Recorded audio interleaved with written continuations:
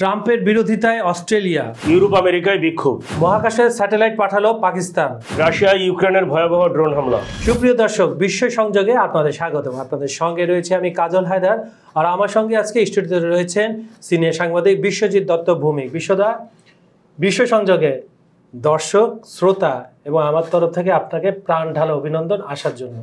ধন্যবাদ। দর্শকদেরও ধন্যবাদ, সেই সাথে সবাইকে ধন্যবাদ।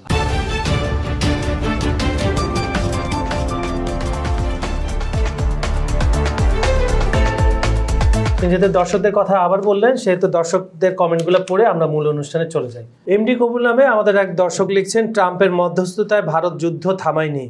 যুদ্ধটা বন্ধ হয়েছিল পাকিস্তানের ডাইরেক্টর মিলিটারি অপারেশন সরাসরি ভারতীয় ডিএমওকে যুদ্ধ বন্ধ করার আহ্বান জানানোর পর। এই তথ্যটা গুরুত্বপূর্ণ তথ্য, ধন্যবাদ আপনাকে। তপন বর্মন নামে আমাদের আরেক দর্শক লিখছেন, ভারতবর্ষে এমন কোনো দিন নাই যে ভোট হয় না, প্রত্যেক দিন ভোট হয়, তাই যে কোনো কথা রাজনীতি বলা যায় না।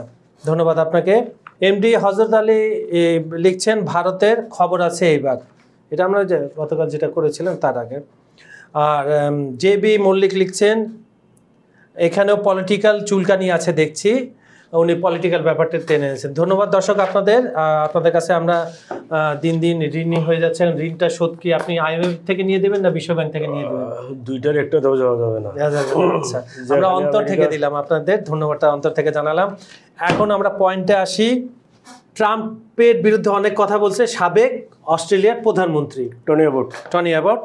আপনি ঠিক বলেছেন। এবং এই টনি অ্যাবট যখন ক্ষমতায় ছিল বা এখনও, তার কিন্তু একটা প্রভাব রয়েছে অস্ট্রেলিয়ার রাজনীতিতে, এবং উনি জনগণের দ্বারা স্বীকৃত একজন মানুষ, ওনার কথার দাম আছে। টনি অ্যাবট তো পলিটিশিয়ান, হ্যাঁ, ব্যবসায়ী থেকে রাজনীতিবিদ হয়নি। আচ্ছা, খোঁচাটা শুরুতেই আপনি দিয়ে দিয়েছেন। তার যে গ্রহণযোগ্যতা সেটা কিন্তু বিশ্বজুড়ে। তার কথায় কিন্তু ভারত পাকিস্তান ইস্যু আসছে। তা আপনি ওনার টোটাল বিষয়টা, উনি কেন এতদিন পর খেপে উঠলেন, এর আগে কেন খেপে উঠলেন না কেন? ট্রাম্প তো অনেক ইস্যু, ট্রাম্পের যারা সমালোচক তারা কিন্তু অনেক ইস্যু অলরেডি এই একটা বছরে পেয়ে গেছে। তিনি এত পরে কেন সমালোচনা করলেন, একটু খোলাখুলিভাবে আলোচনা করলে সুবিধা হয়। মূলত হচ্ছে টনি অ্যাবট যে বিষয়টা, এতদিন যাবতীয় টনি অ্যাবট বিষয়টা নজর রাখছিলেন, যেটা হচ্ছে যে ট্রাম্পের শুল্কায়ন ইস্যুতে ভারতের সাথে যে সমস্যা পড়েন, এটা নিয়ে। তো গতকালকে ট্রাম্প একটা কথা বলেছে, সেটা কি, যে রাশিয়া থেকে ভারত তেল কেনা বন্ধ না করলে ভারতীয় পণ্যের উপর বড় ধরনের শুল্ক আরোপ করা হবে। এখন এইটার রিয়াকশনটাই টনি অ্যাবট দিয়েছে। তো এই রিয়াকশনের জবাব কিন্তু ভারত অলরেডি দিয়েছে। হ্যাঁ, গত শুক্রবার ট্রাম্প জানিয়েছে কি, ভারত নরেন্দ্র মোদী রাশিয়া থেকে তেল কিনবে না বলে জানিয়েছে। এইটা জানানোর পর এটা নিয়ে বিশ্ব মিডিয়া তোলপাড়। স্বাভাবিকভাবেই আমরা যারা গণমাধ্যমে কাজ করি, বিষয়টা নিয়ে আমরা কাজ শুরু করি। তো ঘাটতে দেখলাম যে কি হলো, নয়াদিল্লি তাৎক্ষণিকভাবে রিজেক্ট করছে এটা, যে না, ট্রাম্পের সাথে কোনো আলোচনা হয়নি, নরেন্দ্র মোদীর কোনো আলাপ হয় নাই। আপনি যে এইগুলা কথা, এরপরে যেটা হলো, ট্রাম্পের কিছু কি যায় আসে নাকি? রাশিয়া এটার প্রতিক্রিয়া রাশিয়াও দিয়েছে, স্বাভাবিক। হ্যাঁ, যেহেতু রাশিয়া ভারতের কাছে ব্যাখ্যা চেয়েছে, ভারত বলছে যে না, কোনো আলাপ হয় নাই। তো গত বৃহস্পতি এটা যে হয় নাই, তো যেটা হলো যে এই যে কালকে যে নিয়মিত ব্রিফিং ছিল ভারতের পররাষ্ট্র মন্ত্রণালয়ের, যে নিয়মিত ব্রিফিং, সেটা করে হচ্ছে রণধীর জয়সওয়াল। হ্যাঁ, আপনি তো জানেন। জয়সওয়াল বললো কি, দুই নেতার সর্বশেষ কথা হয়েছে 9 অক্টোবরের 9 তারিখ, এ মাসে 9 তারিখে। মানে এখানে ট্রাম্প হচ্ছে একটা চাল খেলেছে রাশিয়াকে বোকা বানানোর জন্য, কিন্তু সেইখানে যে নয়াদিল্লি রিয়েক্ট করবে এটা কিন্তু ট্রাম্প ভাবে নাই। তো নয়াদিল্লি যে রিয়েক্ট করলো যে না, এরকম কথা হয় নাই। এরপরে হচ্ছে শনিবারে হচ্ছে নয়াদিল্লি আনুষ্ঠানিকভাবে চিঠিও দিয়েছে ওয়াশিংটনকে, যে কেন ট্রাম্প এরকম কথা বলল। এর প্রেক্ষিতেই ট্রাম্প কিন্তু কালকে এই কথা, মানে আগে তো কথা হয় নাই, যে মিথ্যা কথা বলে ধরা পড়ে যাওয়ার পরে এখন কালকে বলতেছে যদি বন্ধ না করে বড় ধরনের শুল্ক আরোপ, মানে এইটা কিন্তু এক ধরনের টেকো হয়ে গেল আবার chicken out, Trump always chicken out. এখন দেখেন এই জিনিসটাই এত দিন যাবৎ খুব নিবিড়ভাবে পর্যবেক্ষণ করতেছিল অস্ট্রেলিয়ার যে সাবেক প্রধানমন্ত্রী টনি অ্যাবট। এখন টনি অ্যাবট সরাসরি বলছে যে ডোনাল্ড ট্রাম্প নয়াদিল্লিকে নিয়ে ভুল খেলা দিয়েছে, ভুল চাল দিয়েছে, বা এই চাল ভুল। কারণ হিসাবে তিনি বলছে যে ভারতের উপরে যে অভিযোগ আনা হয়েছে একই অভিযোগ তো চীনের উপরও, কিন্তু চীনের বিরুদ্ধে কোনো ব্যবস্থা ওয়াশিংটন নিতে পারে না, তাহলে নয়াদিল্লির উপরে কেন নিবে? তো এটা কিন্তু টনি অ্যাবট একদম সরাসরি প্রশ্ন ছুড়ে দিয়েছে। এতে একটা জিনিস হয়েছে, ভারত কিন্তু আরেকটা সাবেক বিশ্ব নেতার সমর্থন পেয়ে গেল। ফলে যেটা হচ্ছে ডব্লিউটিওতে যে ভারতের আবেদন সেটা কিন্তু জোরালো করবে, এটা একটা। এখন দেখেন এই কথা কোথায় বলছে, এনডিটিভির যে ওয়ার্ল্ড সামিট ছিল, এই ওয়ার্ল্ড সামিটে তিনি একটা কথা বলছে যে তিনি ট্রাম্পের সমর্থক, এটি স্বীকার করেছে টনি অ্যাবট, কিন্তু তিনি একটা কথা বলছে যে এই যে শাস্তিমূলক পদক্ষেপ, হ্যাঁ এই শাস্তিমূলক পদক্ষেপ কেন চীনের বিরুদ্ধে নেওয়া হয় না, এটাও তিনি চেয়েছেন। পাশাপাশি তিনি আরেকটা জিনিস হচ্ছে নয়াদিল্লি এবং ইসলামাবাদের সাথে যে ওয়াশিংটনের সম্পর্ক, এই সম্পর্ককে কিন্তু তিনি টেনে নিয়ে আসছেন এখানে। এবং তিনি একটা যে কথাটা বলেছেন সেটা হচ্ছে যে ভারত পাকিস্তানের শীতল যুদ্ধের সময়ও যুক্তরাষ্ট্রের যে ভূমিকা ছিল সেই ভূমিকা ভুল ছিল, সেইটা ছিল যুক্তরাষ্ট্রের জন্য ঐতিহাসিক একটা বড় ধরনের ভুল। এবং গত 20 বছর কূটনীতি দিয়ে যুক্তরাষ্ট্র সেটাকে খুব বিচক্ষণার সাথে কাটিয়ে ওঠার চেষ্টা করছিল, কিন্তু ট্রাম্প এসে কী করলো যে এই জায়গাটাকে ছেদ সৃষ্টি করলো, এবং এইটাকে কিন্তু টনি অ্যাবট অশনি সংকেত হিসেবেই প্রকাশ করেছেন। এখন দেখেন এই যে ট্রাম্পের যে কার্যকলাপ সম্প্রতি যেসব ঘটছে, ধরেন এই শুল্ক থেকে শুরু করে সব বিষয়ে, শুল্ক এমন কোনো জায়গা নেই, মানে একদম গাছ থেকে মাছ, হ্যাঁ মহাকাশ থেকে মহাসমুদ্র, কোথাও বাদ নাই যে এখানে ট্রাম্প নাই। মানে সব অর্ডারে তার সই করতে হবে, সব কিছু তার করতে হবে। তাহলে ট্রাম্প প্রশাসন কিসের জন্য আছে? মানে কি সে হচ্ছে যে তার জন্মদিন উপলক্ষে ওয়াশিংটন ডিসিতে বিশাল সামরিক কুচকাওয়াজ আয়োজন করেছে, ওইখানে সামরিক অস্ত্র প্রদর্শন করেছে। তার মানে কি তিনি কি আমেরিকার রাজা? তিনি কি আমেরিকার রাজা? যদি কোনো দেশের রাজা হন তিনি, তাহলে এইটা করতে পারে রাজা, হ্যাঁ এটা সৌদি আরবের বাদশা করতে পারে। তিনি কি রাজা? তিনি তো রাজা না, জনগণের ভোটে নির্বাচিত একজন প্রেসিডেন্ট, তাই তো?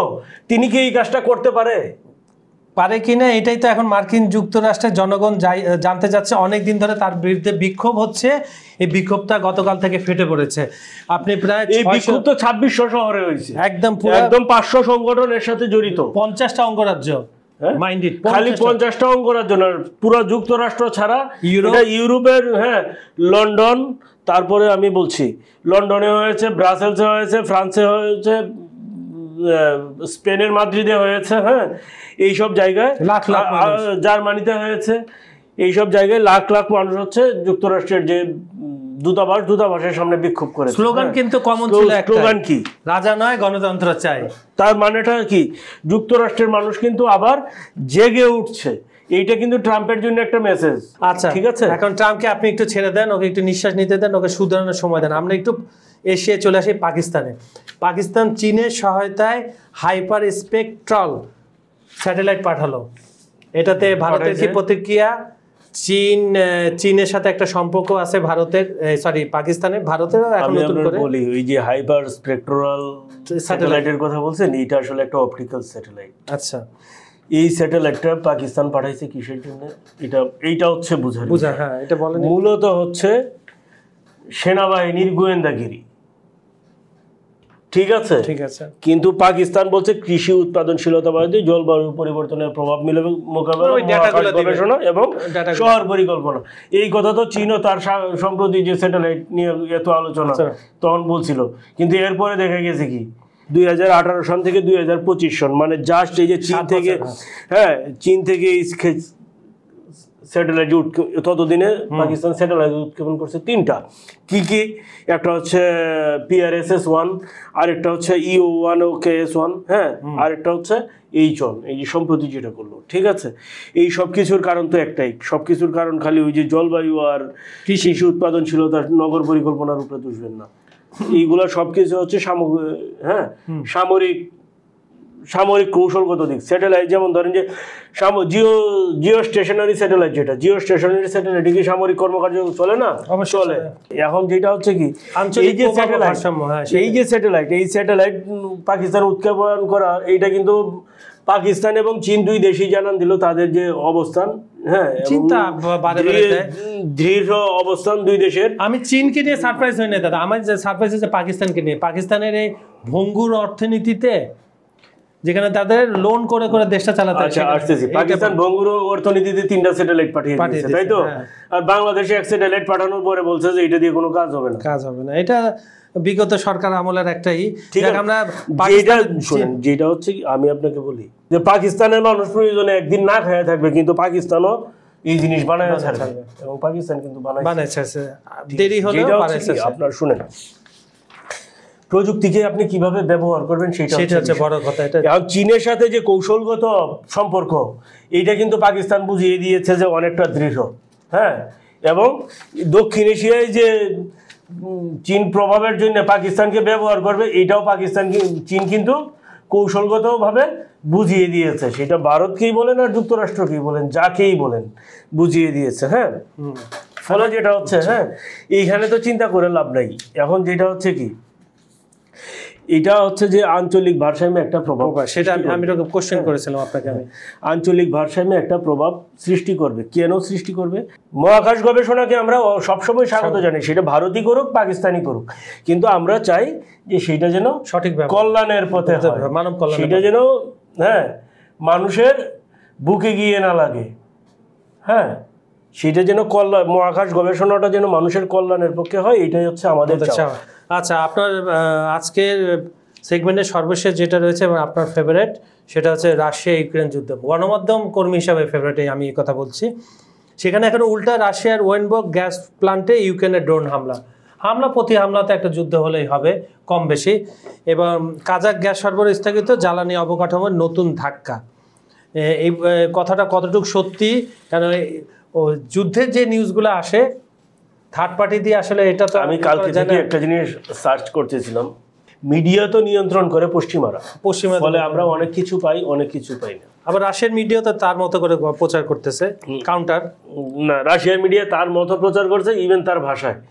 ফলে যেটা হচ্ছে, রাশিয়ার ডাটা আমরা খুব বেশি নিতে পারি না।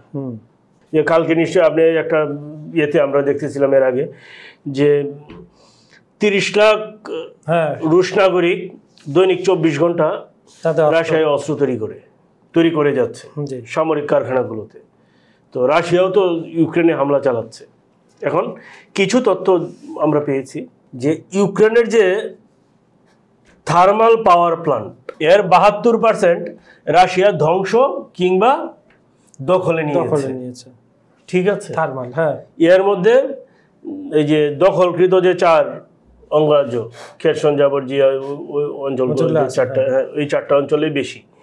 এবং যে অবকাঠামোগত যে স্থাপনা আছে, সেটা ইউক্রেনের যে অবকাঠামোগত স্থাপনা, তার প্রায় মোট অবকাঠামোগত স্থাপনার 13% হচ্ছে ধ্বংস করে দিয়েছে রাশিয়া। রাশিয়ার আক্রমণে ইউক্রেনের ক্ষতি $170 বিলিয়ন। এটা তো পশ্চিমাদের হিসাব, পশ্চিমারা তো বেশি হিসাব করবে, এটা খুবই স্বাভাবিক। কারণ এর সাথে হচ্ছে পশ্চিমারা তাদের অস্ত্রের দাম ধরে নিছে না, অবশ্যই। তো যেটা হচ্ছে যে এই যে ক্ষতি, এই ক্ষতির মধ্যে $100 বিলিয়ন হচ্ছে ইউক্রেনকে যুক্তরাষ্ট্র সামরিক সহযোগিতা দিয়েছে। এর মধ্যে কিন্তু ডলারও আছে। ডলারের সর্বপরে হচ্ছে ডলার দেওয়া বন্ধ করেছে, যখন দেখলো যে ডলারটা অন্য জায়গায় চলে যায়, ডলারটা হচ্ছে জেলেনস্কি অন্য জায়গায় পাঠিয়ে দিচ্ছে, তখনই হচ্ছে ডলার দেওয়া বন্ধ করে দিয়েছে যুক্তরাষ্ট্র। এখন দেখেন যে রাশিয়ার অর্থায়নের সমস্যা নেই, রাশিয়ার তো অর্থায়নের কোনো সমস্যা নাই, তাই না? সমস্যা দেখতেছি না এতদিন, অর্থায়নের যেহেতু সমস্যা নাই, তো রাশিয়া হচ্ছে তার গ্যাসকে তো স্বাভাবিক করছে। কিন্তু রাশিয়া তো ইউক্রেনে হামলা থেকে বসা নাই না, ওটা তো দিনরাত চালাই যাচ্ছে। ঠিক আছে, ইউক্রেন কি চায়? রাশিয়ার অর্থনৈতিক ভিত্তি ধ্বংস করতে। তো রাশিয়া তো তার নিরাপত্তা বাড়িয়ে দিয়েছে সব জায়গায়।